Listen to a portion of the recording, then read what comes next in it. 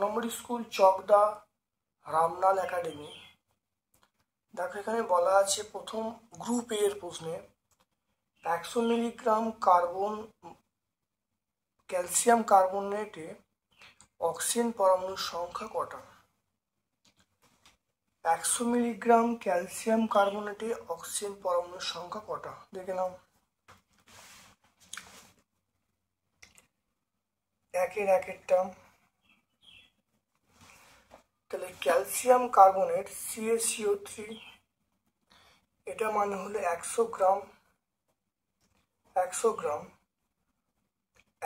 গ্রাম calcium কার্বনেটের অণুর সংখ্যা। 100 গ্রাম ক্যালসিয়াম কার্বনেটের অণুর সংখ্যা আমরা বলবো সেটা হলো 6.022 into 10 to the power 23T।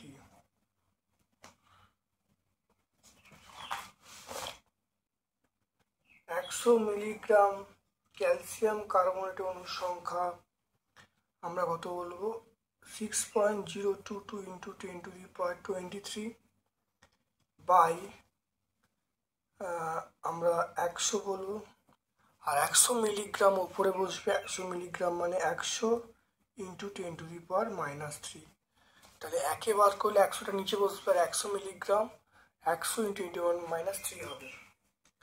এবারে বলা আছে দেখে নাও, বলা আছে অক্সিজেন পরমাণুর সংখ্যা। অক্সিজেন কত দেখো CaCO3, অক্সিজেন দেখো তিনটে। তাহলে 100 মিলিগ্রাম ক্যালসিয়াম কার্বনেটে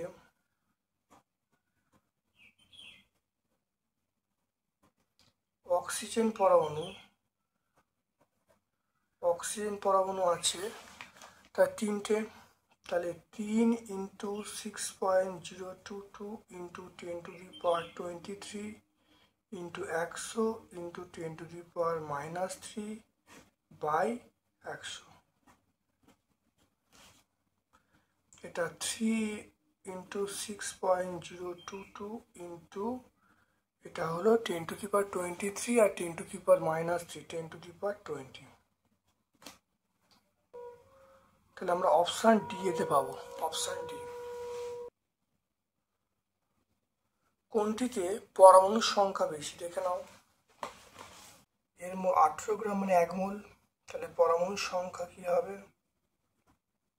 পরমাণুর সংখ্যা হবে অ্যাভোগাড্রোর সংখ্যা ইন্টু পরমাণু তিনটে ইন্টু 3, অ্যাভোগাড্রোর সংখ্যা ইন্টু 3। এবার চলে এসো বিয়েরটায়। 18 গ্রাম অক্সিজেন। 18 গ্রাম অক্সিজেন মানে দেখেন আমরা বলবো 32 গ্রাম অক্সিজেন মানে হলো অ্যাভোগাড্রোর সংখ্যা। 1 গ্রাম অক্সিজেন মানে হলো এটা বাই 32, এটা 18 গ্রাম। তাহলে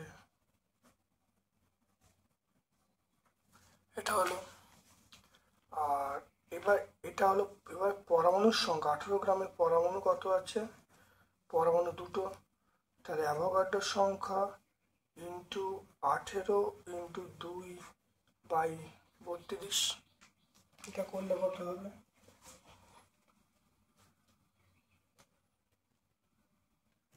তাহলে অ্যাভোগাড্রোর সংখ্যা ইন্টু 1.12। তাহলে এর মধ্যে পরমাণু সংখ্যা এটা। তারপরে চলে এসো দেখে নাও 18 গ্রাম CO2।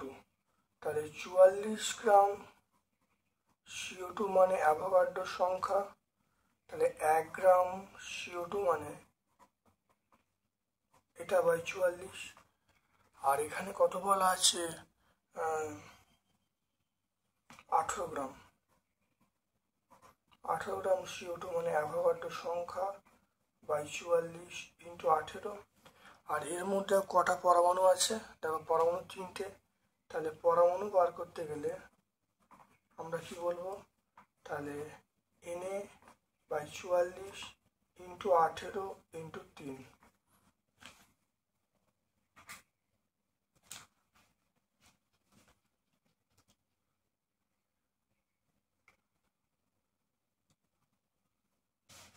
তাহলে এটা ভাগ করলে যেটা আসবে 1.22 × অ্যাভোগাড্রো সংখ্যা।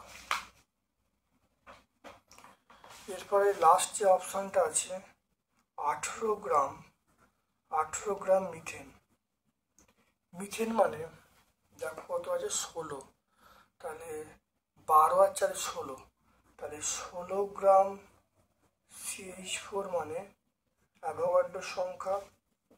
তাহলে 18 গ্রাম CH4 মানে আমরা বলবো, আর এর মধ্যে কটা দেখো পরমাণু কটা আছে? দেখো পরমাণু 5টা। তাহলে 5 দিয়ে গুণ হবে, পরমাণু কত হবে? তাহলে 5 দিয়ে গুণ হলে 18 × 5/16 দেখে নাও। তাহলে ইন্টু অ্যাভোগাড্রো সংখ্যা। তাহলে এখানে খুব ভালো করে দেখে নাও, এখানে পরমাণুর সংখ্যা 3 × অ্যাভোগাড্রো সংখ্যা, এখানে পরমাণুর সংখ্যা 1.1 ইন্টু অ্যাভোগাড্রো সংখ্যা, এটা 1.22 অ্যাভোগাড্রো সংখ্যা, এখানে 5.6 × অ্যাভোগাড্রো সংখ্যা। তাহলে পরমাণুর সংখ্যা বেশি, মিথেনে বলবে। অ্যান্সার চলে আসবে মিথেন। কানায় কানায় জলপূর্ণ একটি পাত্রে কাঠের ব্লক এবং একটি সিসার ব্লক। কানায় কানায় জলপূর্ণ একটি পাত্রের এটি কাঠের ব্লক, এটি সিসার বল রাখা হলো। এখন সিসার বলটিকে ভাসমান কাঠের ব্লকের উপর রাখলে পাত্রের জল কি হবে? একই থাকবে, নেবে যাবে, বৃদ্ধি পাবে, এবং কিছুটা জল পাত্রে উপচে পড়বে, বৃদ্ধি পাবে, কিছুটা উপচে পড়বে। জলাতল কিন্তু কিছুটা বৃদ্ধি পাবে, জলাতল অবশ্যই কিছুটা বৃদ্ধি পাবে এবং কিছু উপচে পড়ে যাবে। তারপর চলে এসো সাইফনের নলের ব্যাস দ্বিগুণ করলে তরল প্রবাহের হার কি হবে?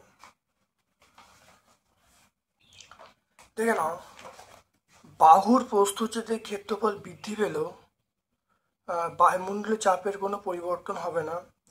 এই জন্য সাইফনের ক্রিয়া প্রস্থচ্ছেদের ক্ষেত্রফলের উপর নির্ভর করে না। তাহলে সাইফনের ক্রিয়া প্রস্থচ্ছেদের ক্ষেত্রফলের উপর নির্ভর করে না। তাহলে এখানে কী হবে দেখে নাও, আমরা বলবো একই থাকবে।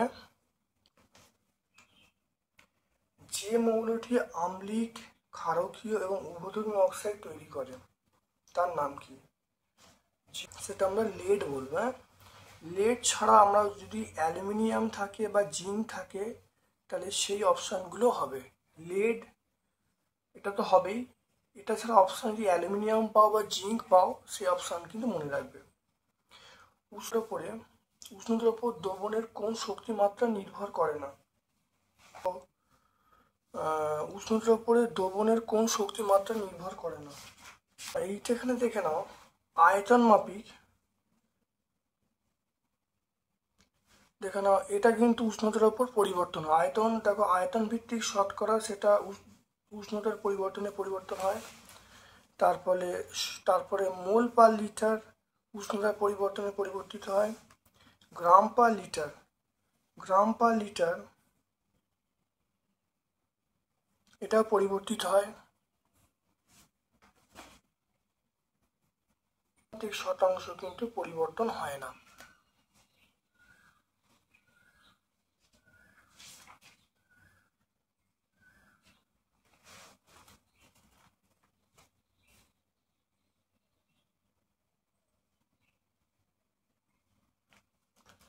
এরপর চলে এসো ত্রিমাত্রিক একটি ত্রিক্ষারীয় অ্যাসিড আমরা কি বলবো? H3PO4 এটা আমরা বলবো ত্রিক্ষারীয় অ্যাসিড। 4 কেজি এবং 5 কেজি ভরের 4 কেজি এবং 5 কেজি ভরের দুটি বস্তুর ভরবেগ সমান, গতিশক্তি কি হবে? তাহলে m1 এটা p2 সমান বলবো √, এটা 2m2e2। বলা আছে ভরবেগ সমান, তাহলে p1 সমান p2, p1 সমান যদি p2 হয় তাহলে √2m1e1 সমান √2m2e2।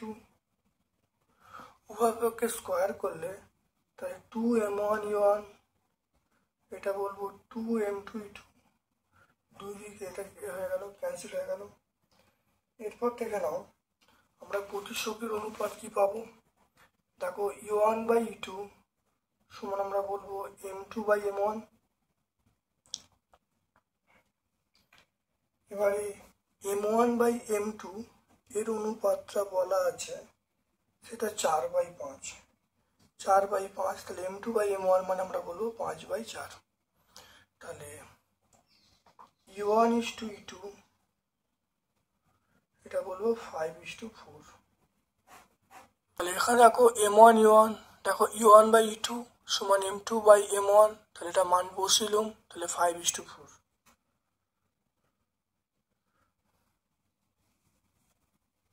অপশন ডি এ পেয়ে যাব।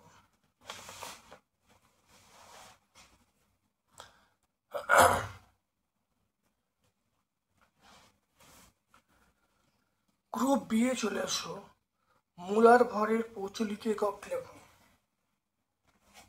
আমরা বলবো গ্রাম পার মোল, গ্রাম পার মোল।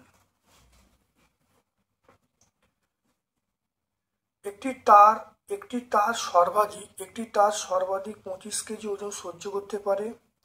তারটির দৈর্ঘ্য অর্ধেক করলে এর থেকে সর্বাধিক কত ওজন ঝোলানো যাবে? আমরা জানি এফ সমান এমজি, এফ সমান এমজি। তাহলে দেখো ওজনটা দৈর্ঘ্যের উপর নির্ভর করছে না, তাহলে ওজনটা নির্ভর, এটা ওজন, এফ মানে ওজন বলছি এটা, তাহলে ওজনটা দেখো নির্ভর করছে বস্তুর ভরের ওপর এবং অভিকর্ষ ত্বরণের ওপর, তারের দৈর্ঘ্যের উপর নির্ভর করে না। তাহলে সেই জন্যে আমরা বলবো একই থাকবে। তাহলে এই প্রশ্নের উত্তর হলো অর্থাৎ 25 কেজি ওজনই, এখানে ওই প্রশ্নের উত্তর হলো তাহলে 25 কেজি ওজন ঝোলানো যাবে। তাহলে সর্বাধিক কত হবে? 25 কেজি ওজন ঝোলানো যাবে।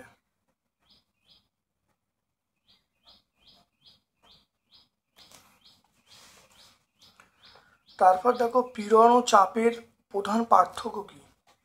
পীড়ন এবং চাপের প্রধান পার্থক্য কি? একক ক্ষেত্রফলে সৃষ্ট অভ্যন্তরীণ প্রতিক্রিয়া বলকে আমরা পীড়ন বলবো, আর চাপ মানে কোনো একক ক্ষেত্রফলে, কোনো বস্তুর উপর একক ক্ষেত্রফলে প্রযুক্ত বলকেই আমরা বলবো চাপ বলবো। তাহলে এটাই কিন্তু বেসিক পার্থক্য।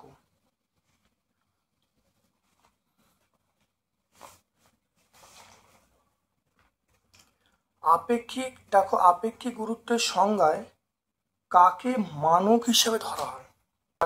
4 ডিগ্রি সেন্টিগ্রেড তাপমাত্রা জলের ঘনত্ব, তাহলে এটাই মেন। তাহলে আমরা 4 ডিগ্রি সেন্টিগ্রেড তাপমাত্রা জলের ঘনত্ব নেবো, এটাই হলো তাহলে তাহলে মানক হিসেবে ধরা হয় 4 ডিগ্রি সেন্টিগ্রেড তাপমাত্রা জলের ঘনত্বকে।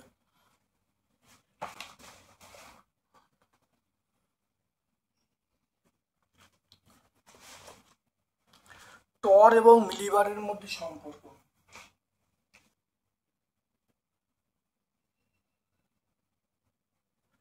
এক মিলিবার সমান 0.75 বার। 1 মিলিবার সমান আমরা বলবো 0.75 বার। কোলয়েড দ্রবণে দশার সংখ্যা কটা? দশা বলতে আমরা বলবো বিস্তৃত দশা এবং বিস্তার দশা, দুটো দশা, একটা বিস্তৃত দশা আর একটা আমরা বলবো বিস্তার দশা। একটা বিস্তৃত দশা বলবো আর একটা আমরা বিস্তার দশা বলবো।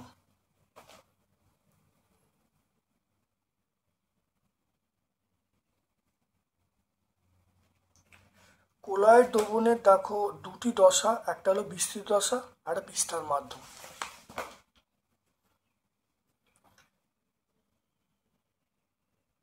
Page number 86। NaCl এর ক্ষেত্রে দাব্যতা লেখচিত্রটি কেমন? দেখো NaCl এর দাব্যতা লেখচিত্র দেখো দেখতে পাচ্ছ, এটা NaCl এর দাব্যতা লেখচিত্র, এদিকে তাপমাত্রা, এদিকে দাব্যতা, পেজ নাম্বার 91। NH4OH এটা কি অ্যাসিড? NH4OH এটা অ্যাসিড নয়, এটা ক্ষার।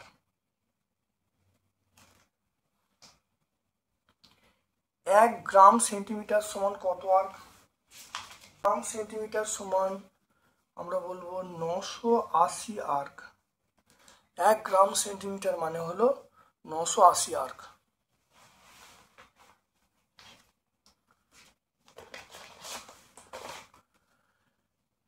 বস্তুর শক্তি ছাড়া ভরবেগ থাকতে পারে কি? না, শক্তি ছাড়া ভরবেগ থাকে না, কারণ আমরা জানি P সমান √2mE, এটা আমরা জানি। তাহলে শক্তি না থাকলে ভরবেগ থাকবে না, তাহলে এটা সত্য, এটা আমরা সত্য বলবো।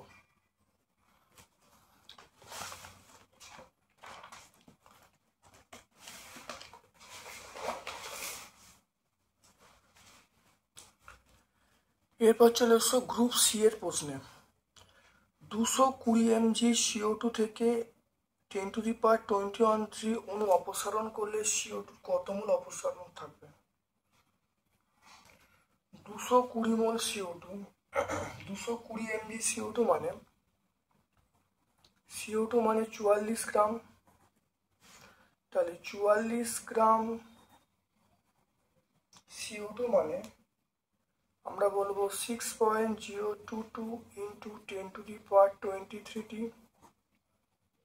আচ্ছা, এরপরে আমরা বলবো 1 গ্রাম CO2 মানে 6.022 ইন্টু 10⁻23/44, এটা হলো 220 mg মানে 220 ইন্টু 10⁻³ তাহলে এর মধ্যে অণুর সংখ্যা দেখে নাও, অণুর সংখ্যাটা হবে 6.022 ইন্টু 10⁻23 ইন্টু 220 ইন্টু 10⁻³/44।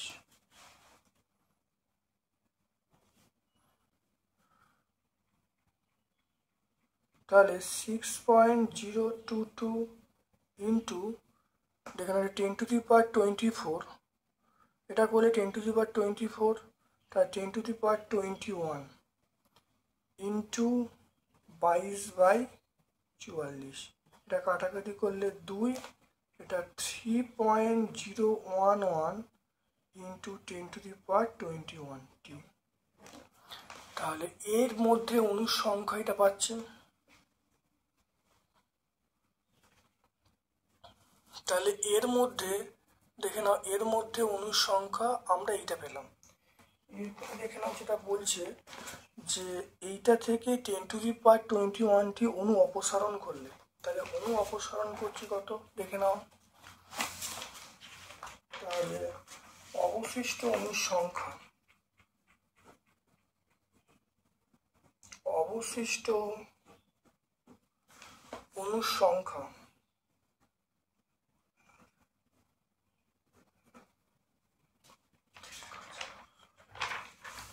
তাহলে 3.011 ইন্টু 10⁻21 মাইনাস 10⁻21t, এটা হলো 3.011, এটা হলো এটা -1, তাহলে 10⁻21 কমন নিলাম, দেখো 10⁻21 কমন এটা হবে, তাহলে 2.011 ইন্টু 10⁻21t। খুব ভালো করে দেখে নাও অণুর সংখ্যাটা। তাহলে বলা আছে, তাহলে এখন CO2 অপসারণ করলে CO2 কত মোল অবশিষ্ট থাকবে, কত মোল? তাহলে দেখে নাও, আমরা বলবো 6.022 ইন্টু 10⁻23 10⁻23 অণু সমান আমরা বলবো 1 মোল, আর একটি অণু আমরা বলবো 1/6.022 ইন্টু 10⁻23, আর এখানে এইটা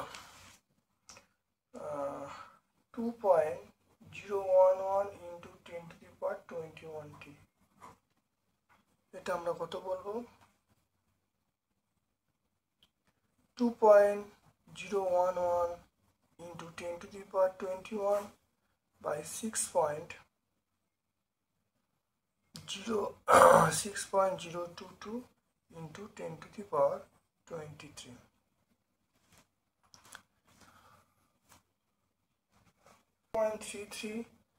এইটা উপরে তুলেছি, উপরে তুললে দেখো 10 টু দি পাওয়ার, দেখো এটা উপরে তুলে দেখো 10⁻21 মাইনাস 23, তাহলে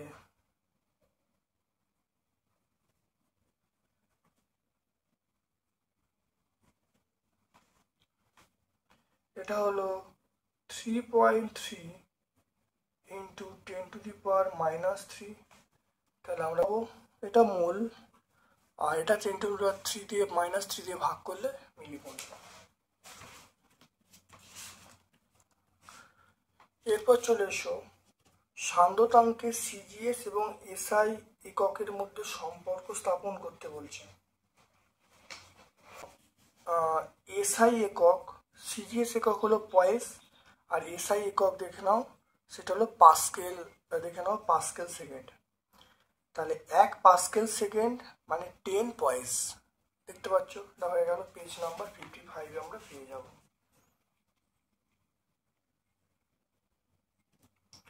নিউটনীয় তরল এবং অনিউটনীয় তরল কাকে বলে? দেখে নাও, যে সকল তরল নিউটনের সূত্র মেনে চলে, যে সকল তরল এই নিউটনের সূত্রটা মেনে চলে তাকে বলে নিউটনীয় তরল, আর যারা মেনে চলে না তাদেরকে বলে অনিউটনীয় তরল। এটা মনে রাখবে, এফ সমান eta A delta D by delta R. অর্থাৎ যে সকল সমীকরণ নিউটনের, তোমরা এরকমভাবে পরীক্ষা লিখবে, যে সকল তরল সান্দ্রবল সম্পর্কিত নিউটনের সূত্র মেনে চলে তাদেরকে বলা হয়, তাদেরকে বলবো নিউটনীয় তরল, আর যে সকল তরল নিউটনের সূত্র মেনে চলে না তাদেরকে বলে অনিউটনীয় তরল। বীজ কেলাস বলতে কি বোঝো? দেখে নাও বীজ কেলাস কাকে বলে, খুব ভালো দেখে নাও, এটা হলো বীজ কেলাস। বীজ কেলাস কাকে বলে ভালো করে দেখে নাও।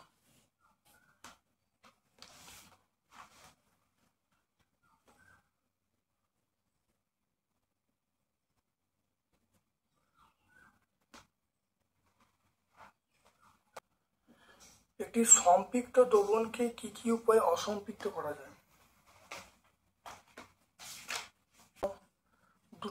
একটি সম্পৃক্ত দ্রবণকে যদি উষ্ণতা বাড়ানো হয় তাহলে দ্রবণটা অসম্পৃক্ত হয়ে যাবে, আর যদি অতিরিক্ত দ্রাবক যোগ করা তাহলে অসম্পৃক্ত হয়ে যাবে। পেজ নাম্বার 92 পেয়ে যাব। সালফিউরিক অ্যাসিডকে কিভাবে শনাক্ত করবে? দেখে নাও, সালফিউরিক অ্যাসিডকে শনাক্ত করতে কেন ভালো করে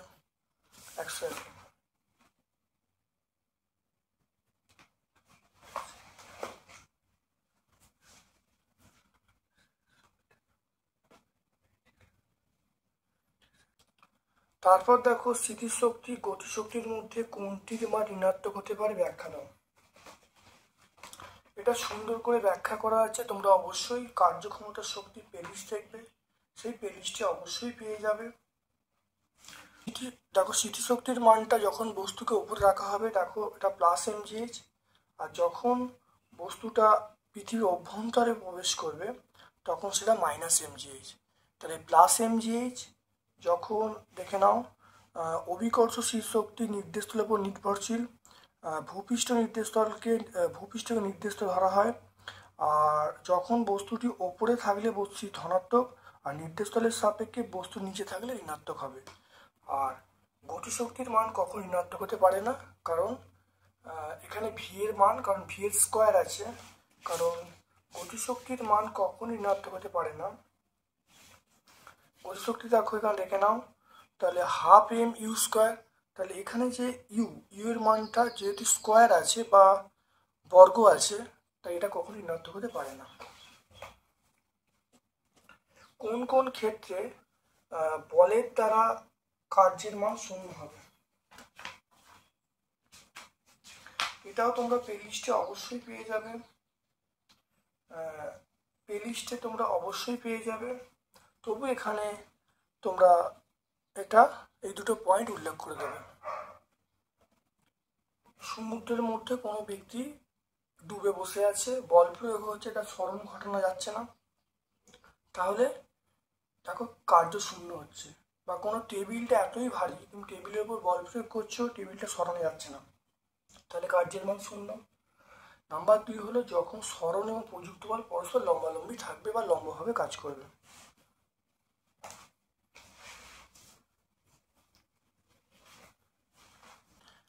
গ্রুপ ডি এ চলে এসো।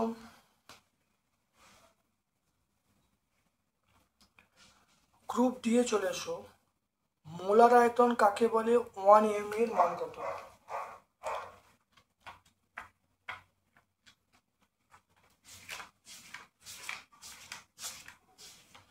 দেখে না, মোলার আয়তন সংজ্ঞাটা পেয়ে যাবে, নির্দিষ্ট উষ্ণতা ও চাপে কোনো গ্যাসের 1 মোল পরিমাণ আয়তনকে মোলার আয়তন বলে। আর 1 এম সমান 1.66 into 10 to the power minus 24 গ্রাম।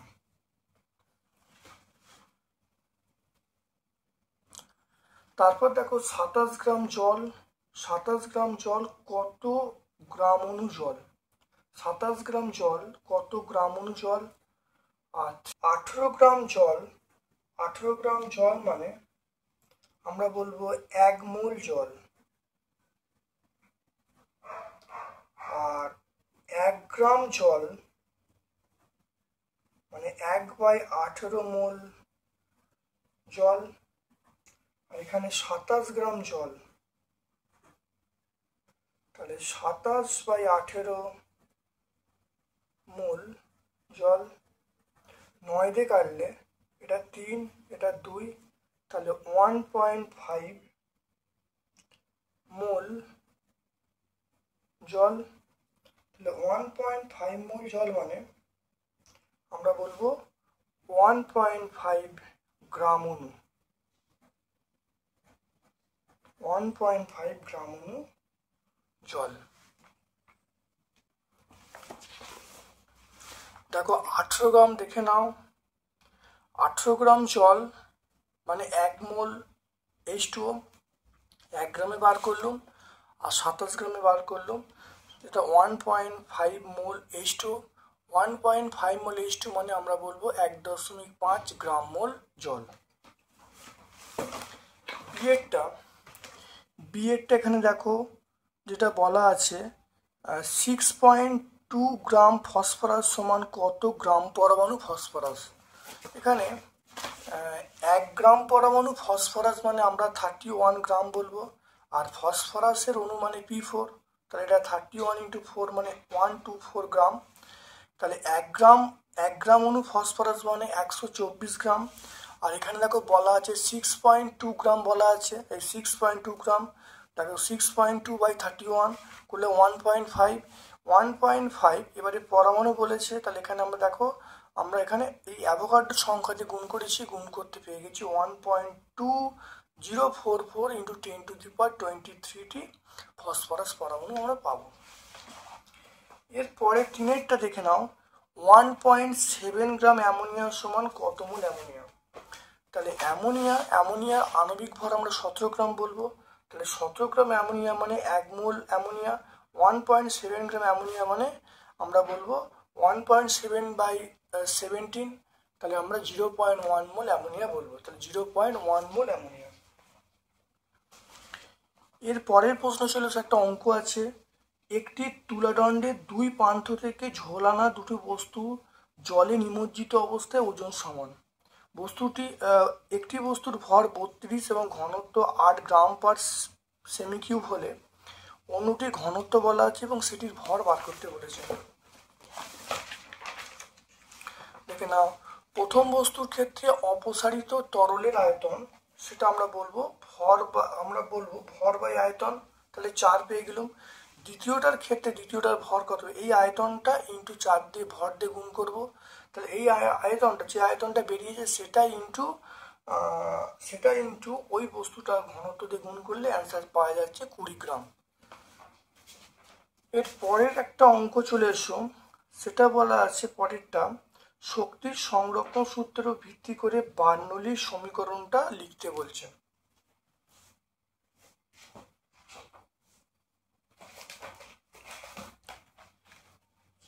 দেখে নাও, বার্নৌলির সমীকরণ, এটা আমরা ব্যাখ্যা আগে অনেকবার করেছি। এটা হলো বার্নৌলির সমীকরণ। এখান থেকে শুরু করে আমরা এই 2 পর্যন্ত 2 নম্বর সমীকরণ পর্যন্ত করলে কিন্তু উত্তর চলে আসবে।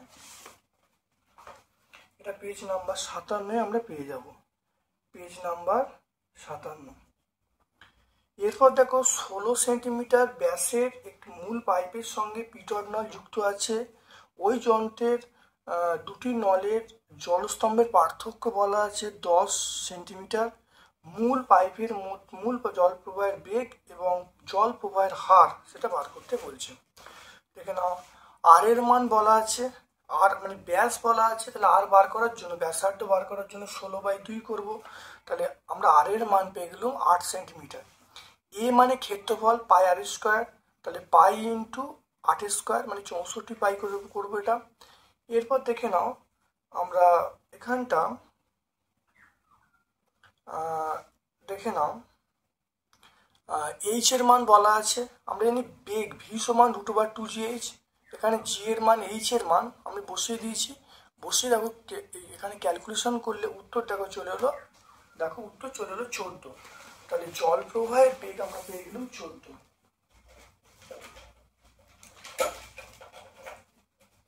তাহলে দেখো, জল প্রবাহের বেগ আমরা পেয়ে গেলাম 14 সেন্টিমিটার পার সেকেন্ড। এবার জল প্রবাহের হার করার জন্য পাই আর স্কোয়ার, তাহলে এই যে পাই আর স্কোয়ার, পাই ইন্টু 8 স্কোয়ার, দেখো পাই, এবার মানটা বসিয়ে, পাই মানে 22/7, আর মানে 8 স্কোয়ার করেছি, আর ভি এর মানটা বসিয়ে দেখো উত্তর পাওয়া যাচ্ছে 2816 সেমি কিউব পার সেকেন্ড, যা জল প্রবাহের হার হলো এই পরিমাণটা। দেখে নাও ভালো করে। এরপরে দেখছো, চলে এসো ধারারেখ প্রবাহ। ধারারেখ প্রবাহ কাকে বলে দেখে নাও। ধারারেখ প্রবাহ, দেখে নাও, যে প্রবাহের ক্ষেত্রে প্রবাহের বেগ এবং প্রবাহের বেগের মান ও অভিমুখ সবসময় একই থাকে, সেই প্রবাহকে আমরা ধারারেখ প্রবাহ, শান্ত প্রবাহ বলবো। এটা পেজ নাম্বার 56 আমরা পেয়ে যাব। তারপর চলে এসো 3-এর এরটা, 12.5 গ্রাম NaCl দ্রবণের শক্তিমাত্রা গ্রাম পার লিটার এককে প্রকাশ করতে বলছে। দেখে নাও, 12.5, তাহলে 100 ml দ্রবণে NaCl আছে 12.5 গ্রাম, একে কত আর 1000 কত করলে দেখো উত্তর পেয়ে যাচ্ছে 125, তাহলে দ্রবণের শক্তিমাত্রা হলো 125 গ্রাম পার লিটার।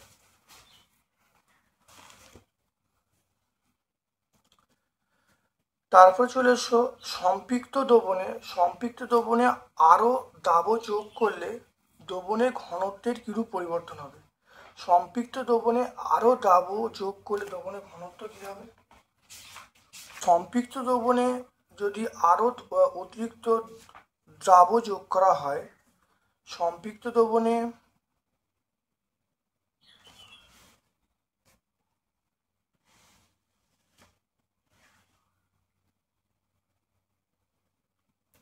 তাহলে সম্পৃক্ত দ্রবণে আরো দ্রাবক যোগ করলে তাহলে দ্রবণটা অসম্পৃক্ত হয়ে যাবে, কিন্তু দ্রবণের ঘনত্বের কোনো পরিবর্তন ঘটবে না। মনে রাখবে, আরো দ্রাবক যোগ করলে দ্রবণের ঘনত্বের কোনো পরিবর্তন ঘটবে না। 4-এর প্রশ্ন চলে এসো, টার্টারিক অ্যাসিডের কেলাস এবং সোডিয়াম বাইকার্বনেটের গুঁড়োর মিশ্রণ জলে যোগ করলে কি ঘটবে।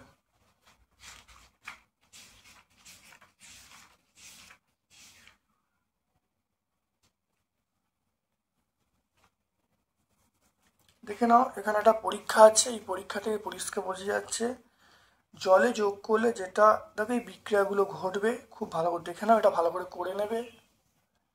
দেখো যে এখানে মেন যে তৈরি হবে সেটা হলো টার্টারেট আয়ন উৎপন্ন হবে, তার সঙ্গে হাইড্রোজেন উৎপন্ন হবে। খুব ভালো করে দেখে নেবে। 105 পেজে আমরা পেয়ে যাব। জিঙ্ক এবং সোডিয়াম হাইড্রোক্সাইডের সঙ্গে বিক্রিয়া কি উৎপন্ন হবে? জিঙ্ক এবং সোডিয়াম হাইড্রোক্সাইডের সঙ্গে বিক্রিয়া দেখো, সোডিয়াম জিঙ্কেট এবং হাইড্রোজেন উৎপন্ন হবে।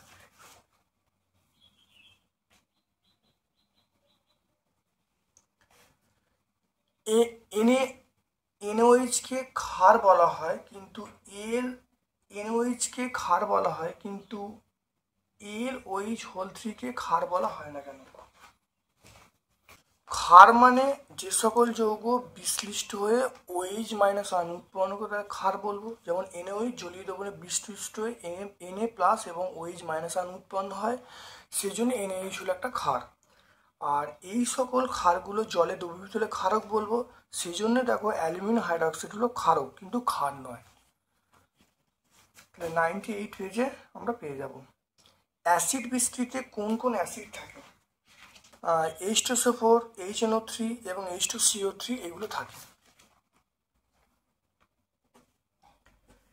এরপরে চলে এসো 60 কিলোমিটার/আওয়ার বেগে গতিশীল 1500 কেজি একটি মোটর গাড়িকে থামাতে কত কাজ করতে হবে? দেখে নাও ভালো করে। বেগের মান বলা আছে 60 কিমি/আওয়ার, তাহলে 60কে 1000 দিয়ে গুণ করলে কত পাওয়া যাবে? এটা মিটার হবে। আর ঘন্টাটাকে 3600 দিয়ে ভাগ করলে আমরা সেকেন্ড পাবো, তাহলে মিটার/সেকেন্ড। তাহলে এটাও কাটাকাটি করলে 50/3 মিটার/সেকেন্ড। ভরের মানটা 1500 কেজি। আমরা জানি ডব্লিউ সমান হাফ এমভি স্কোয়ার, মানে এটা হলো কৃতকার্য। আমরা জানি এটা মনে রাখবে, হাফ এমভি স্কোয়ার মানে গতিশক্তি। গতিশক্তির পরিমাপ মানে কৃতকার্য, সেজন্য লিখেছি ডব্লিউ সমান হাফ এমভি স্কোয়ার। দেখো মানগুলো বসিয়েছি, এম এর মান ভি এর মান বসিয়ে ক্যালকুলেশন করলে উত্তর পাওয়া গেছে। দেখে নাও 20.83 × 10⁴ জুল। তাহলে প্রয়োজনীয় কৃতকার্য এটা হবে।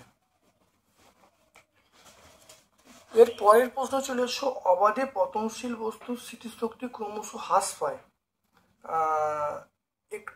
এটি কি নিউটনের সূত্রের পরিপন্থী? এটা অবাধে পতনশীল বস্তুর ক্ষেত্রে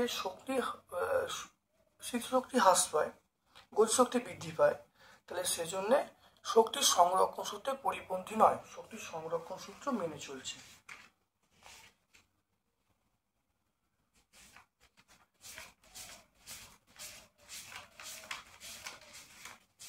তাহলে এটা এখান থেকে পরিষ্কার ব্যাখ্যা করা যাবে, শক্তির সংরক্ষণ সূত্রের কিন্তু পরিপন্থী নয়। দেখো এখানে মোট শক্তি ধ্রুবক থাকছে। দেখো প্রথমে স্থিতিশক্তি বেশি, তারপর গতিশক্তি কম, 0 ছিল। মোট শক্তি দেখো mgh হলো। তারপরে দেখো স্থিতিশক্তির মানটা কমতে থাকছে, গতিশক্তি বাড়ছে, কিন্তু মোট শক্তি দেখো এই বিন্দু যখন হলো তা গতিশক্তি দেখো মানটা mgh পাচ্ছি। একদম ভূমি স্পর্শ করা ঠিক আগের মুহূর্ত আমরা কিন্তু স্থিতিশক্তির মানটা প্রায় 0, গতিশক্তির মানটা সর্বাধিক, সেখানেও মোট শক্তি mgh। তাহলে আমরা এখান থেকে সিদ্ধান্ত গ্রহণ করতে পারি যে স্থিতিশক্তির মানটা কমলে গতিশক্তি কিন্তু বাড়ছে, তাহলে মোট শক্তি কী হচ্ছে? ধ্রুবক থাকছে। আমরা এই সমীকরণ দিয়েও বলতে পারি, বা এখানে দেখো এইটা দিয়েও আমরা উদাহরণ দিয়ে এইটা ব্যাখ্যা করতে পারি। তোমরা যেটা সুবিধা হবে সেটা তুমি করবে। 137 পেজ।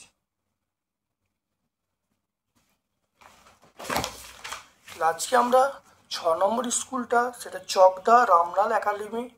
আজকে আমরা 6 নম্বর স্কুলটা চকদা রামলাল একাডেমি সম্পূর্ণ সলভ করলাম। ভিডিওটা প্রথম থেকে শেষ পর্যন্ত দেখো, অবশ্যই ভিডিওটি উপকৃত হবে। আমার পক্ষ থেকে সকলকে ধন্যবাদ এবং শুভ কামনা জানাচ্ছি।